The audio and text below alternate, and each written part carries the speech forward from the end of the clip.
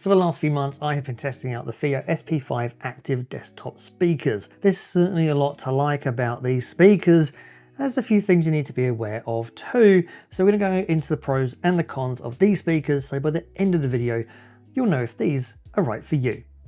Let's check them out. In full transparency, Fiio did send me these to review, but they're not paying for or sponsoring this video or have any input into what I say, so you will as always get my honest opinion. First, looking at the design of these speakers, and it's a fairly compact size considering what's in it. It's 170 meters wide, 170 meters. It's 170 centimeters wide, 185 deep, and 280 centimeters high. It is pretty heavy though, so these weigh about 6 kgs each. Most of that is down to the aluminium body that the outer shell of the speakers are made from. That gives this a good, solid build quality. Like, it really does feel like a substantial speaker. You've also got this corrugated finish down the side of the speakers, and it continues across the front as well, which certainly makes it stand out from other, well, let's say rather plain speakers. Now, you can get it in the white, which I've got here. It's also available in a black as well. One of the speakers is your main speaker, which has a control on the front and it has all the inputs on the back. The other speaker is just a passive speaker that will take the signal from the main. However, both speakers do have their own amplification, which is really good and something you don't often get at this price point. So there are 3 ways to control this speaker. You've got the knob on the front, which acts as your volume control and also acts by pressing it in of switching between the different audio inputs, and you can turn it on and off as well. It also comes with a remote control where you can do, well, all those commands, but on your remote. There is also a Fiio control app where you can do all these controls from your mobile phone as well. That mobile app also allows you to select your Bluetooth codec and whether you want the indicator light on the front on or off, and you can put the speakers into power saving mode so they turn off when they're not used after a period of time as well.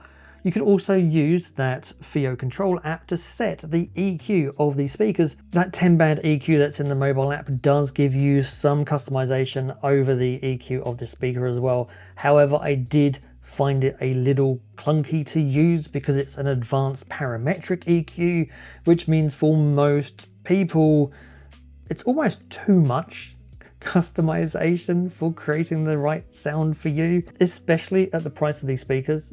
I think you're not really talking to the pros that want the parametric EQs. You're talking about prosumers or people that just want good speakers and they just want something simple and easy to set up. Although having said that, I really haven't used the EQ. I've just listened to these out of the box. I did tweak that sound a little bit on the back that I talked about before, and they've been fine. They've been good for listening to. Connection wise, you can connect to these speakers over Bluetooth, and these will accept your standard SBC, AAC, and then also aptX, aptX Adaptive, aptX Low Latency, and aptX HD as well. So you can stream from pretty much any device directly to these speakers. Moving on to the hardware connections at the back. At the top here, you've also got a reflex bass port as well. So just bear that in mind when you're putting these against a wall. So putting these closer to a wall will make these speakers sound boomier. We're going to get to the sound in a minute as well. That little bump thing here, that is the Bluetooth module for connecting over Bluetooth to your, well, whatever you're streaming from. Each speaker has an XLR input, so you can connect a XLR cables to both speakers if you want to. You've also got your RCA input, so if you've got a turntable or a CD player or whatever, you can hook those into. There's a 3.5mm aux in as well. You've got a trigger in if you want to have this set up with a remote control. You've also got an out port here which connects the main speaker to your secondary speaker. You can also choose whether you want this speaker to be your left speaker or your right speaker. So because this is the main speaker and has all the connection points, depending on your setup, you might want this to be the left or the right speaker considering on where it is and how close it is to your audio sources. So you can switch that quite easily. You can have a ground lift if you need it. You've also got 3 settings on the back which allow you to change the sound. So you've got your bass option here where you can boost the bass of these speakers by 3 or 6 decibels if you want to. You can also set the cutoff for your bass at either 50 or 60 hertz if you want to as well. And then at the bottom, you've got a treble option here where you can either boost or drop the treble by plus or minus 2 decibels. So as well as the EQ that's on the mobile app, you do have some control on the speakers themselves, because depending on the positioning, you might find you want to naturally boost or reduce bass or boost or reduce treble. So for my setting, I generally don't boost the bass because it's quite close to a wall that's behind me, and I drop the treble just a little bit so that the treble isn't quite as pronounced as it is in its current setup. It does also have a USB in port as well, so you can connect a digital connection to this. And then on the bottom, you've got an Ethernet port for connecting one speaker to the other, and you've got a power supply cable as well. That does mean that there are 2 cables going from one speaker to the next, because you've got your Ethernet port, which is needed to send the volume control signal from one speaker to the other, so that using, say, your remote control, for instance, changes the volume on both speakers, because the amplification is separate in each speaker. But it also means you've also got the out port, which is taking the sound from one speaker to the other. So there's 2 cables joining both speakers. Now there are 2 things, well, it's one thing really, but 2 options of it that are really missing from here, because whilst you do have USB-C in, which is a digital input, I would have liked to have seen some digital or extra digital inputs, such as a digital optical input and a digital coaxial input, because that's typically what you get as the output options on most things, such as record players, CD players, and whatever. So I would have liked it on these. Oh, that actually is something that's missing from here as well. There is no sub out. Okay, so that's 2 big things that are missing, I think.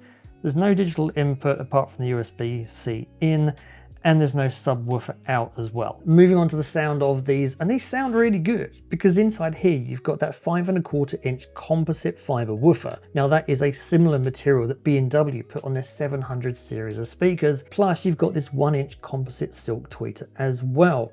Power-wise, because each speaker has a separate amplifier built into it, they both do 80 watts of power, 60 watts for the woofer, 20 watts for the tweeter. So the low bass adjust on the back of here, which is that 50 or 60 hertz adjustment, well, I kind of had a bit of a mixed result with those, because it does depend on the genre of music that you're playing, I think, as to whether it's a good or a bad thing, or rather which level you should put it at.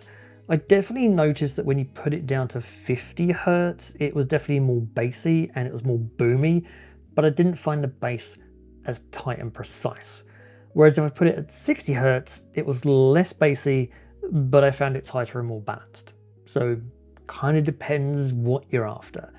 And that's probably the same with anything. If you tweak the EQ, you can get the characteristics that you want out of the speaker. So overall, I think these are good speakers. They're a good compact size, and they've got good sound to match the size too. I think it's an ideal set of speakers if you want just a plug and play pair of speakers. Maybe you've got a vinyl turntable that you want to plug into some speakers, or you've got a CD player, or whatever else you're trying to plug into this. You could use it as your speakers for your laptop or for your PC, because these are easily going to fit on a desk as well. Now, the lack of direct streaming services, so there's no like Spotify Connect or anything built into these, well, that might be disappointing for some.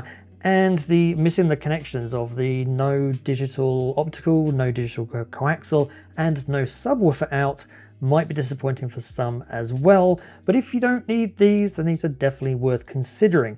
Now, these are going to cost you $749 US.